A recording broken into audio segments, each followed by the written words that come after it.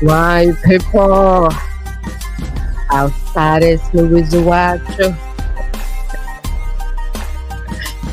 Oh, too many sounds happening. Let's go live everywhere.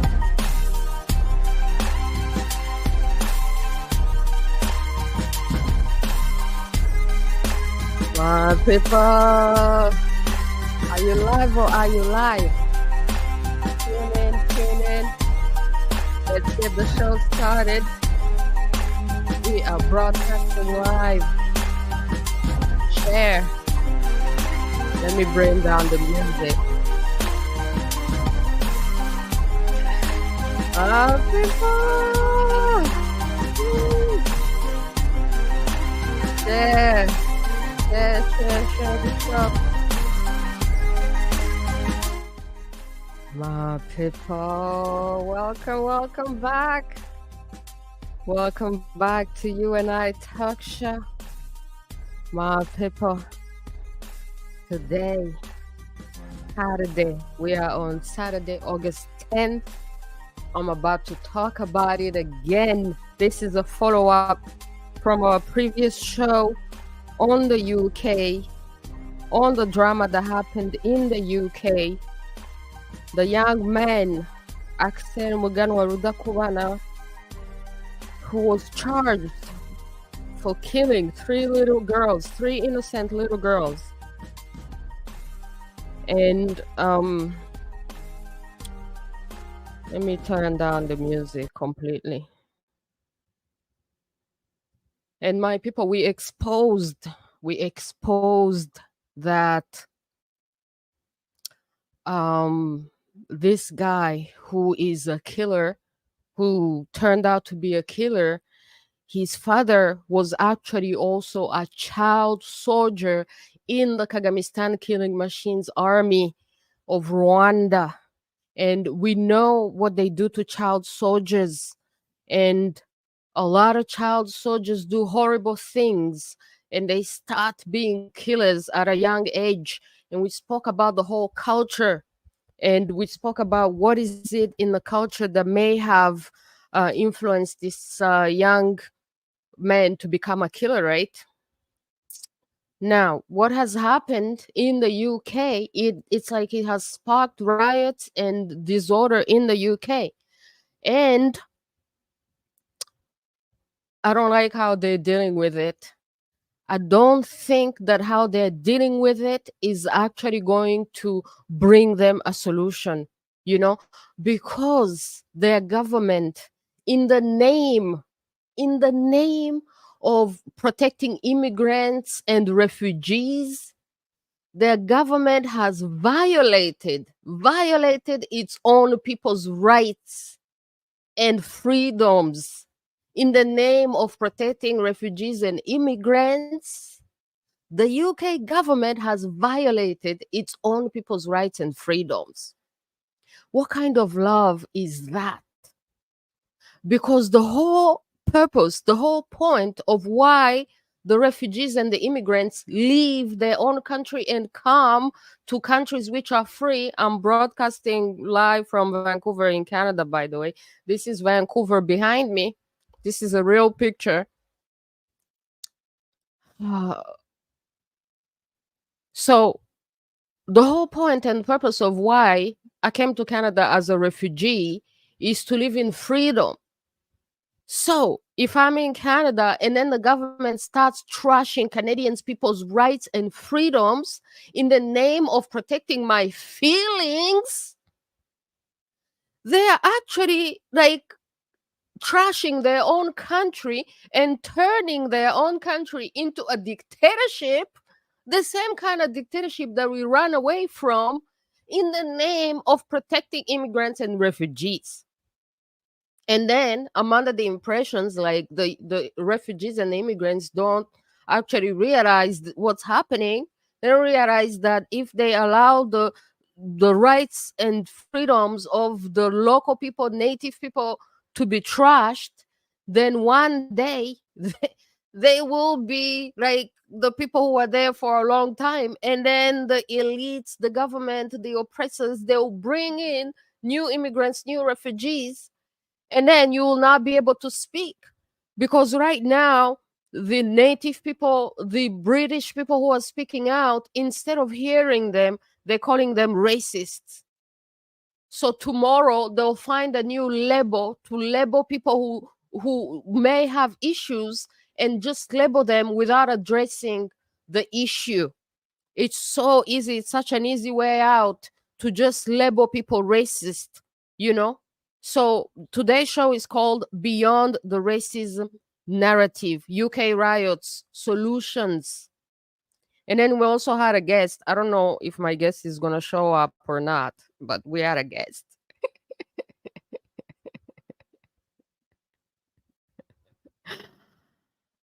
Oh my goodness. So this is unacceptable.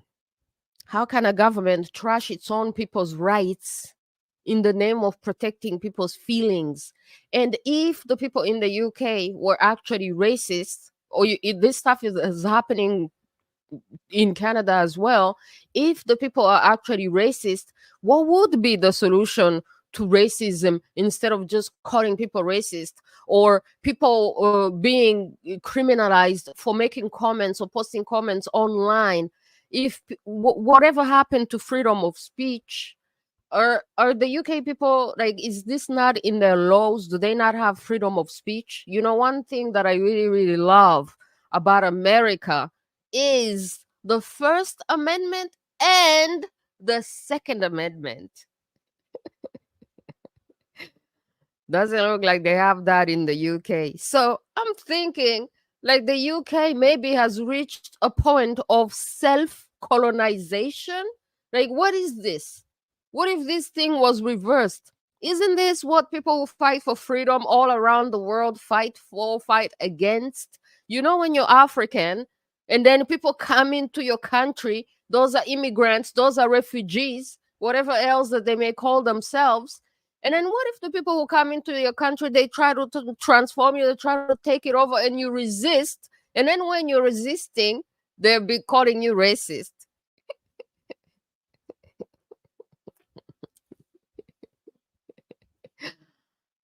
Ah, my people, let's talk about it. All right, let's welcome on the show. Share, like, comment, subscribe. We're broadcasting live on Facebook. I got my account back.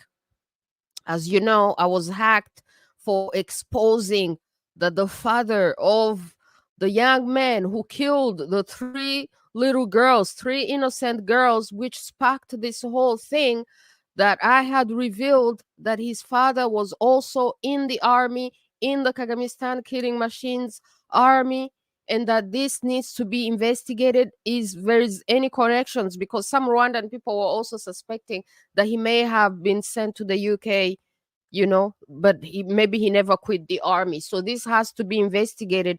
And the the government, instead of protecting the people and protecting people's rights, they seem to be more concerned in protecting killers, and then be like, oh, death to the far right. But if you have like freedom of speech, everyone is allowed to express themselves freely in peace. Just because somebody is far right doesn't mean that they don't have the right to exist and to express themselves in peace. And this is precisely what is missing, because all these immigrants, let's say, for example, Muslim immigrants coming from Islamic countries, they're running away because their countries are not free. Do you ever see anyone in the Islamic countries protesting and then turning it into a religion, and then religious people, let's say Christians, protest in the streets and start praying in the streets in an Islamic countries? You'll never see that happen. But in the UK, you see this happening. Like, what's going on? You know, may I remind people how Islam got in Africa? Through death and destruction, through force. People didn't actually have a debate about it and then decide to accept it. No, no, no, no, no, no, no, no. It was forced upon them. It was always through war and barbarism, because people are not allowed to sit down peacefully and discuss this religion, what it's about, and why they fear it. So in the UK, in Canada, it would have been the perfect place for people to actually sit down and discuss what is it that you fear, what is it about it that you don't like, so we can talk about it. No, the moment you bring it up, they trivialize people, call them racist, don't even want to have a debate. So today I'm just going to talk about one aspect of the religion, and then we're going to move into Kinyarwanda if possible. And the one aspect of the religion that I'm going to talk about, my people, is what? Is the veil. Is the veil. Because I saw the British, this Kate Williams' wife wearing a veil. I'm about to talk about that.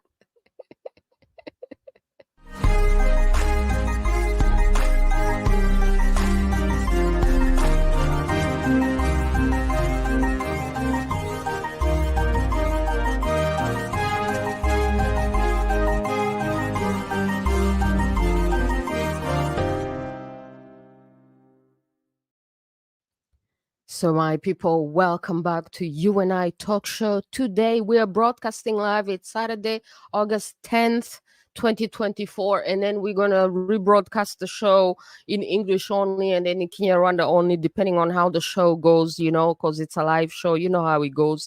So, we're broadcasting live on Facebook and YouTube and Instagram. Share, comment wherever you are.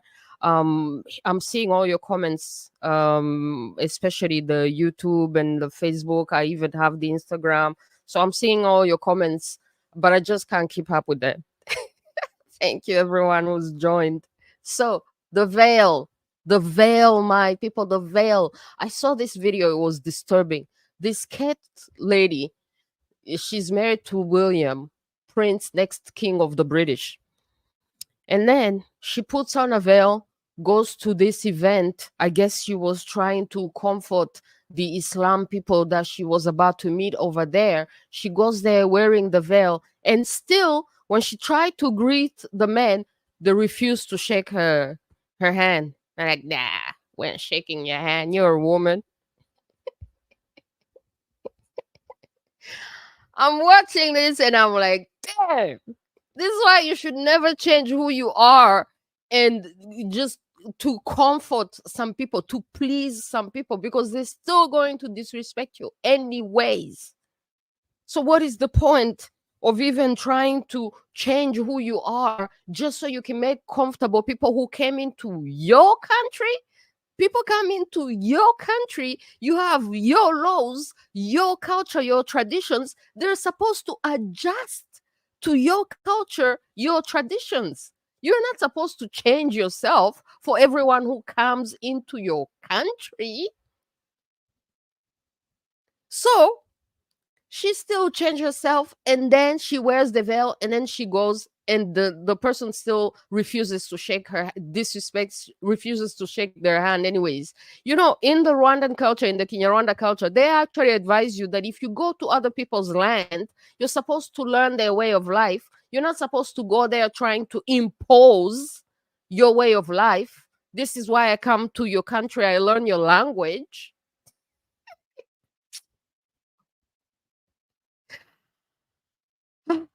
So anyways, the issue with the veil is that, once again, I will ask you to go and watch Jack LeFou on the internet. His name is Jack LeFou, and he does shows about Islam, exposing the real stuff that people never discuss, because people never get to the core of the issue, because people are so busy talking about, oh, you're racist if you just don't blindly accept whatever is coming in.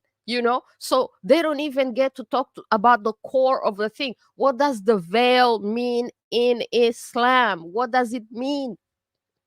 So Jack LeFou says he has done all the research. So that's why I called him. That's why I sent you to him. He says that the veil represents the difference between a free woman and a slave woman. This is how they differentiated between a free woman who is exposed, who is not covered, and a slave woman who had been conquered, who has to be covered, who the master decides how she has to look and how she has to carry herself. So, people defend the veil, hiding behind the freedom to practice their religion. And while they're busy hiding behind the freedom to practice their religion, we don't actually get to talk about what the veil actually means.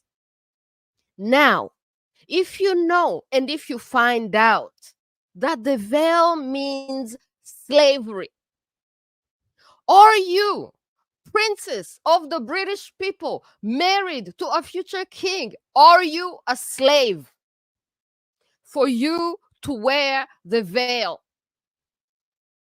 Maybe you don't know. So maybe you decide, or maybe you're into this liberal madness where you have to please everyone so much so that you're willing to abandon your culture, abandon yourself, abandon your country, your traditions. Your ancestors have fought for your freedoms for generations.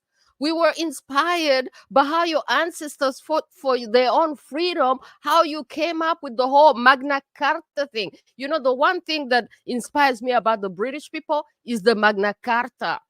The way that the nobles and everybody else fought for their rights to challenge the rulers so that they may be free in their own country. And now they're going to lose all that because they're trying to comfort and to please some new immigrants and new refugees. It's complete madness. It makes no sense.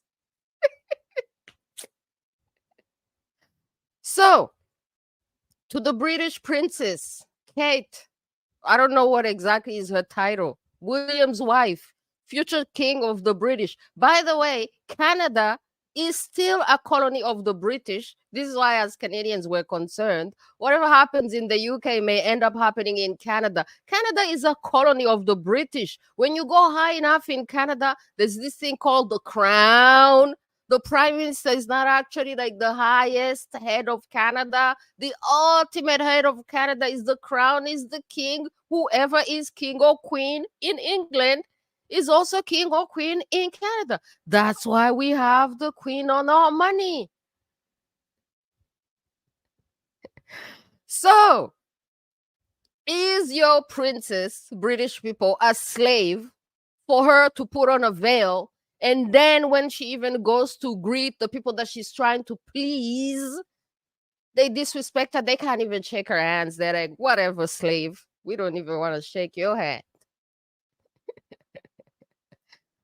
So, British people, if you have freedom of speech, why can't you talk about these things? Why can't you organize town halls and talk about these things and challenge all these religions? Why is it that people can challenge Christianity and talk about Christianity from morning to evening, but the moment that they talk about Islam, the religion of peace, people lose their peace, my people? So how are you ever going to prove that it is indeed a religion of peace if all the time when people even try to discuss anything, people lose their peace? All right, British people?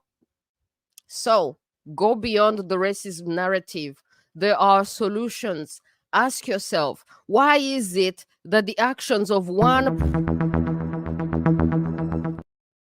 Okay, I don't know who did that. Sorry about that. Why is it that the actions of one person are going to cause a riot on the whole country, and then you're not even going to sit down and try to understand what is it in the background of this young man that may have caused him to grow up and become a killer? Why is it that we have completely lost focus on the victims? The victims are still the little girls who got killed and their families who lost people.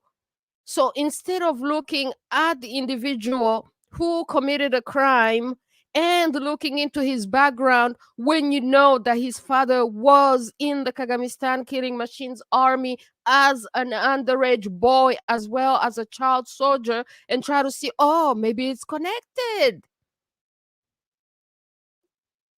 Instead of that, the British government violating its own people's rights, arresting people and putting people in jail, claiming that they're racist or claiming that they have made some comments that offended some people's feelings. People who have really not committed any real crimes are the ones who are getting punished. And then they're trying to turn their country into a dictatorship, just like we have a dictatorship back home.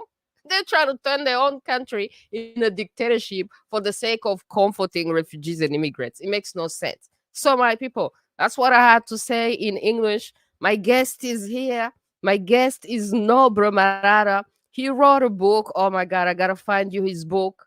I have it over here. I'm gonna stand up and bring it in a minute. There's like an English version and a Kinyarwanda version, and it's behind the presidential curtain. I'm also gonna try to find the cover of it and show it to you. And he also used to be in the Rwandan army. He used to be Kagame's bodyguard. He's gonna tell us what he thinks about this whole mess. I don't know if he's gonna speak in English or Kinyarwanda, but let's see. So, anyways, that's what I had to say to the British people in your own language. Don't say you didn't hear me, man, because I've been speaking in your own language. All right, so let's end this section and then I'm gonna bring my guest in. All right, thank you, my people.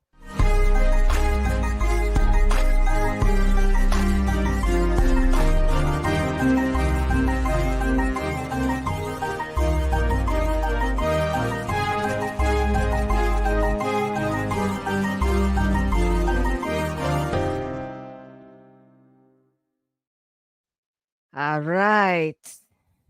Nobre Marara, thank you so much. You're on mute. Welcome back to You and I Talk Show. Hola. We can't hear you. Uranyva? Ndakumva. Did you want to say something in English? I don't think I was prepared to speak English here. My English is not very good, as you can hear. Oh, your English is beautiful, Marara. Don't underestimate yourself. I've always expected that English is a language for money. And when I'm communicating in English, I get paid for it. But if you want us to speak in English, we can go ahead. Okay, please, just for a few seconds. Since you live in England and you also have this wonderful book where you have exposed, your experience since you went into the army as a young man, as an underage boy yourself. So, do you think the UK is racist? You live in the UK. You think the UK is racist? Oh, I forgot my glasses. Yeah, I'm aware.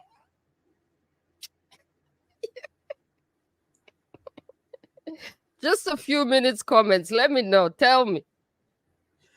I can only speak on my behalf. I can't speak for the whole country, and I haven't experienced such an experience. And so that means that I cannot make a comment. But I thought that this show is about Rwanda. I don't really think I'm very comfortable speaking about British issues.